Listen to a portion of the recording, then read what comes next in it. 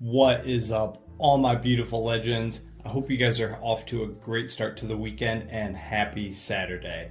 We're going to jump right on into it as you have a crazy image for issue number 4 of GEIGER. You have all these kind of sand people or, indigenous people almost of the wastelands just tearing up Tariq's cars. He's sucker punching one of them right off the top. And then right when an issue opens up, you have kind of a nice little flashback picture and then an explosion. You see Dr. Molotov, R.I.P. Why are you helping me, Doc? I lost my family in the war, Tariq. I want to help you protect yours. And that's somebody that was, helping him after the war. You just saw a quick glimpse of it. And then we come right back to Tariq and the brother and sister he's with. They're like, what is this place? A temporary stop for the night. He tells them to put their hoods back on after they eat. He doesn't trust the filters. He's like, pod 6, far end. Take your brother and I'll get the food. They're like, where will you sleep, Tariq? I don't sleep much. You sleep, we'll keep watch. Why doesn't your dog have a name? He's not a dog, he's a wolf, and he's called Barney. Barney? You named a two-headed wolf Barney? He's like, what's wrong with Barney? Nothing, it's cool. And he's like, he looked like a Barney. He's like, when he was small, when I found him, and cute. Now he's a big, huge wolf, two-headed wolf, but that's his little dude. And then now they're basically pushing on to Arizona. They're all asleep. The kid's asleep in the back seat. And the sister's like, how come you don't need to wear a suit like everybody else? It's a long story. It's a long drive. And then he's like, I was in an accident. And then he's driving, he gets a glimpse of the explosion going off. He's like, help, somebody please help, as he's, geigering out, and that was right after the explosion. It says the cancer therapy was already changing your body, but the fallout, Dad, you are carrying the weight of it with you, and if we do not do something, Tariq, your eruptions will become more violent.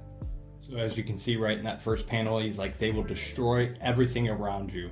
Basically telling him that his emotions are going to get the best of him. His outbursts, his, power charges, his surges, his explosions, they're going to get worse and worse until it basically just takes care of him, takes him out. He's like, but I have a solution to keep the energy dampened within. These rods will stabilize your internal temperature. And he says, what are they? Boron. Basically like boron rods, they use those. I'm pretty sure they use those in like the nuclear reactors to, absorb the radiation. They're like, what kind of accident? The kind you don't walk away from. You're still walking, proverbially speaking. So basically he's walking, but he's definitely not human. And then basically you cut to them. They're in the crosshairs of the dudes that you saw on the cover. And he's like, yum, yum. And then you see yum, yum. And then it cuts to the Camelot. Right back to the king. Why is this lift so slow?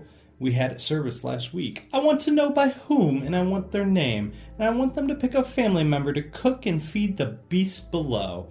And if the elevator isn't fixed after that, they'll pick another one. Every second we waste, those children get further and further. And then basically you just see the brutality and the ruthlessness of the king, and he's like, oh, I see the beast has eaten. And he's like, the queen has requested seconds. She is the queen, not the beast, say it. He's like, oh, I can smell her from here. So we're basically going down the elevator. He keeps talking about a beast under the castle. He mentioned that before. So now we are going to get our first glimpse of the beast. And boom, there is the beast in all her magnificent glory. Hello, mother. So obviously that is his mom. He's keeping her under the Camelot, trapped in the basement. And it reminds me of that scene in Blade, the original Blade movie, where he goes down into one of the vampires, and there's that big fat vampire laying there, and he keeps shining, the light on it, and keeps burning their skin, and they're just laughing and laughing and laughing. He's like, I have some good news. The nuclear football is within my grasp. Soon I'll have control over all the nukes left over the continent. Basically, the nuclear football is probably the key set to, launch all the nukes. He's like, I just need to know where you, dear mother, is where father hid the launch codes. And the mom's just like, ha ha ha, laughing. He's like, you ugly little scab, look at what the glowing man did to you, just laughing in your face. He's like, suffer for letting me suffer at the hands of father. And then, like I said, reminds me of that Blade scene, and he opens the light and he's like, close that right now, Jeremy, as he's just basking. She's kept in complete darkness. And he's like, I will ask you one last time, mother, Where did father put the codes? And there's a little shot of him, mother and father back in the day. He's putting on like a respiratory mask. I'm sure it's a terrible stink there. And then we cut and we get our first glimpse at one of the other casinos. And you see cha-ching, cha-ching, and then 3 crossbones. You believe this little twerp, Miss Borden? And now we go into the pirate casino. And I don't believe anything the child says, Goldbeard, but his father was a senator before the war. That don't mean nothing. It means he may have the codes that can launch the nukes still left once the silos are found. So basically, whoever controls that nuclear football controls all the power in Las Vegas and basically can, take control of all the other casinos and just lead charge. He's like, and what's Safari Bob gonna say to us going behind his back, eh? Who's going to tell him? Now come on, sport, you're always complaining about how low you are on the food chain. I've got my chopper squad. Gather your pirates. And this is Miss Bourdain. If you know anything about the GEIGER ADP Giant, she was in that. But she leads another one of the casinos in Las Vegas. So you have her and you have him basically kind of coming together and just kind of talking about what's going on with the nuclear football and what their plans should be. Now we cut back to Tariq and the kids, and it says, my mom told us stories about what it was like before the war. She said her parents would take her to a playground every Saturday, and they would sit in the sun and eat ice cream. He's like, that's nice. Again, all of it's gone, wasteland, and you're going to see how brutal of an environment it is. You see these biker guys roll up on him. They're like, who are they? He says, the Oregon people. After the bombs, some people refuse to wear suits. Their inbred bodies and their minds are riddled with tumors, so they spend their time hunting for donors. Basically just killing people, harvesting their parts and keeping themselves alive. Whatever they don't take that their surgeons don't stitch inside them, they eat. That's why they're like, yum, yum, yum. And he's on a Billy's Burgers food truck. The other one's rocking in an ambulance. And they're basically chasing them down, and we're going to see what happens, and things turn out real bad for some people real quick. Here, these next few pages are just basically action panels, so it goes pretty quick as they break through the glass, and he just, like on the cover, gets thwacked, punched off the side of the car by GEIGER. He's like, Haley, as one's trying to reach in, their faces are all contorted, with the tumors and everything. He goes to reach in and the wolf just bites him. He jumps out and it's like, wee you, as the ambulance is riding up in front of him. Tariq's like, I need you to take the wheel now, Haley. She's like, you got it? I think so. Okay, I'm sure. And he's like, be right back.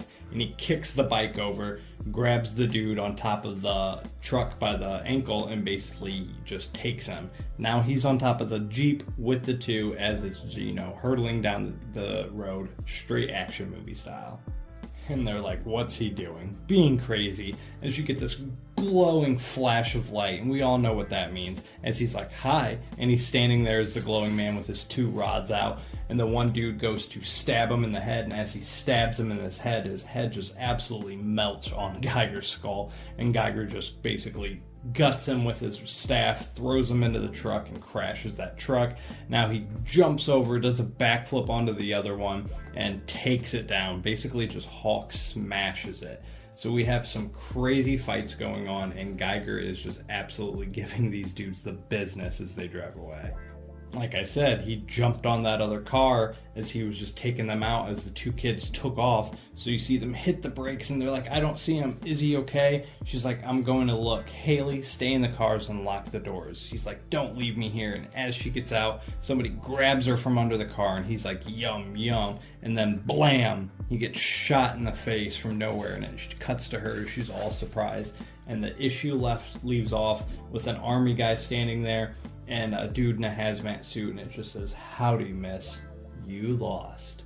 So that's going to wrap up issue 4. We still have issue 5, 6, and 7 that we got to get through before April 3rd of the Ghost Machine Day, that we can complete this story of GEIGER, and then we can move on with our story time. So let me know down in the comments if you're learning anything, if you've read this, or if you're following along, what you enjoyed, if you're liking this character, or, what... Like I said, I'm reading this through trade, so I recommend you guys just pick this up in trade. I do have the raw copies as well, the full run. So I do recommend, if you guys enjoy that, just hit up Amazon, hit up your local LCS. I'm sure you can find it in trade. So I appreciate you guys hanging out with me. I do appreciate the time spent with me. It always means the world. Make sure you guys like, share, subscribe. Hit those links in the description, because any of those really support my channel, and it all helps, you know, kind of fund back and get back into the community. And then at the end of the day, I hope to see you tomorrow. We have my Sunday sesh at 6 p.m. Eastern Standard Time. It's my weekly live stream. We'll be hanging out, showing some comic books, having a cover theme, talking about the week in comics, culture, shows, anything that's going on. And I have a nice unboxing from John's Comics and Kicks I'm going to actually show as well. So again, I appreciate you guys. I love you to death. Stay legendary. And as always, I hope you guys find what you're looking for. Thank you.